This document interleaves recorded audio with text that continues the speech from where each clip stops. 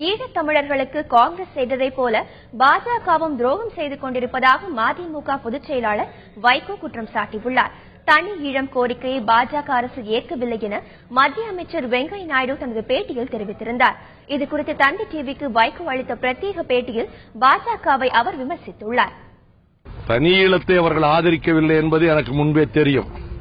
ஆனால் முன்னைய ஐக்கிய முற்போக்கு கூட்டணி அரசு சிங்கள அரசுக்கு ஆயுதங்கள் கொடுத்து, முப்படை தளவாடங்கள் கொடுத்து, லட்சக்கணக்கான தமிழர்களை படுகொலை செய்த அந்த துரோகத்தை இவர்கள் செய்ய மாட்டார்கள் என்று நம்பி அவர்களிடத்திலே உறுதி கேட்டேன். வாஜ்பாயின் அணுகுமுறையை நீங்கள் பின்பற்ற வேண்டும் என்று. ஆனால் பதவி பிரமாணத்துக்கு முதல் நாளே கொலைகார புயல் ராஜபக்சே அவர்கள் வரவழைத்து பச்சை துரோகம் ஈழத்தமிழர்களுக்கு செய்தது நரேந்திர மோடியினுடைய அரசு என்பதால் தான் அவர் பதவி பிரமாணத்தன்றைக்கே நாங்கள் கருப்பு கொடி காட்டி டெல்லியிலே கைதானோம்.